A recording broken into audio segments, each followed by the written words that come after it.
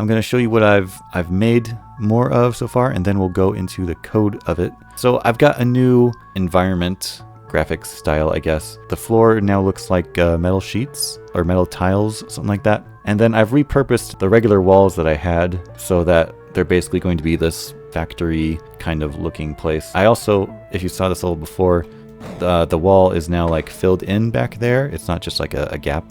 I've changed a bunch of the levels to look like this, basically, to have this kind of color scheme. I've also made a bunch of levels. This is just art I've made myself. I guess I can show off that I have this other level here too, and these tanks. But I think I'm going to skip ahead to a later level that's back in the factory just to kind of show what that level looks like. And this is the new level. It's basically like a Space Invaders clone kind of thing. This is after I've played through a bunch of levels, so I already have like a bunch of upgrades which will give me like faster bullet speed and stuff. I've got some destructible blocks down here acting as the shields. I can shoot them myself if I really want to. They do fire at a kind of random rate. They're all set to fire based on a random variable, so they don't necessarily target me, these tanks. They basically just shoot straight down. And I have this fence here so that I can't walk up there and shoot at them from the side where they can't target me because they only shoot down.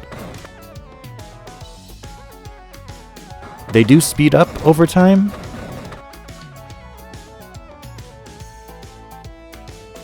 The tread marks that I added last time, I had to put a limit on it because if I didn't, there would be too many tread marks, and because each of those tread marks is an object, so that way it wouldn't slow down the game because it was causing too much. I put a limit on the number of tank treads that can be there to 8,000. 8,000 doesn't have that slowdown problem. At 10,000 I noticed that it was starting to slow down a bit, but you know, if you have 4 players, then I don't want that to add to it, so I put 8,000 just to be safe. Here's actually probably the biggest addition, is that the campaign mode, now when you lose, there will be a status screen. Ta-da! Rooms completed. 0 because I didn't finish any rooms off.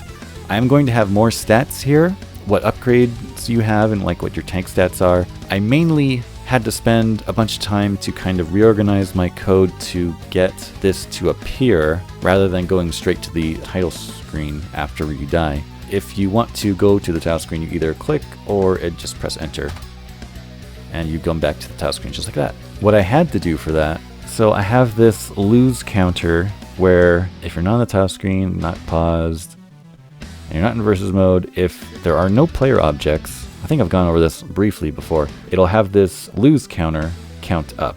And the lose counter starts at -1. Similar thing with the win counter. The lose counter starts at -1, so if it's below 0, it'll count up, and then once it hits 0, it does some, reset stuff. So then it turns the menu level to status, and that is when it draws that menu status screen. I was working on a loop code for loop to gather your player data, but ran out of time today, so I'll have to pick that up next time. So right now it just shows rooms completed, and then it checks if player confirm or player click the mouse, then the lose counter then jumps to 0.02, and the way I have it is that if the lose counter is above 0, then it starts counting up again, and then if lose counter reaches 1, the lose counter will reset back to 0 and send you to the title screen. That's the transition to go to the title screen, where this is basically running the entire time you're looking at the status screen. I can go into here and I can now turn on the timer. And the timer will only run, when you can move basically. And then it'll also pause when you're looking at upgrades. And then you can, pick your upgrade, and then once it's done fading, it'll start running again. Also, it stops when I pause the game. Even if I don't have it on, it's still running. So if I pause the game and show it again, you can see the timer has advanced more. You can just toggle it on and off, and I put a little black see-through background so it's easier to see the numbers regardless of the environment. Oh, and the mouse is also a crosshair now. You probably picked up on that, but I didn't bring attention to it yet. It also changes to a pointer hand when you're looking at any menu, but if you're in battle, then it's a crosshair. whenever you go back to the title, the timer will reset to 0. Minutes and seconds. There's 2 variables for the timer, minutes and seconds. So whenever the menu level is none, which means you're in battle, then the timer will count up. That's what this is here. Timer seconds plus equal 1 divided by game speed. So it's 1 second per however many frames per second your game is running at. And then if the timer seconds equals 60, reset seconds back to 0 and add 1 minute. I guess that's kind of weird that I'm running this in the draw event, but I don't know if there's any problem with running it in these draw events per se. At the very bottom, I have the if show timer variable. If that's true, then it does all this stuff to draw the timer. You draw the background here, the black alpha 0.4 background for the timer, then you draw the number here, which is the minutes plus string format means that there will be enough room for 2 digits, however many digits I put right here. And then this is how many decimal points after that. So I have timer seconds with 2 digits spacing. So if it's 2 seconds, there'll be like a space and then a 2, or if it was 20 seconds, it would be 2, 0. I wish it would put a 0 before the 2 on its own, but if I want to do that, I'm gonna have to do that manually with like another if statement, I think.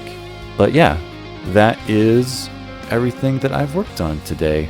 So if you have any questions on more specifics on how I did something, you can let me know in the comments below. Or if you have any other recommendations on other things I should cover in the devlog, you can also let me know about that. Otherwise, thanks for watching, and I will see you next time.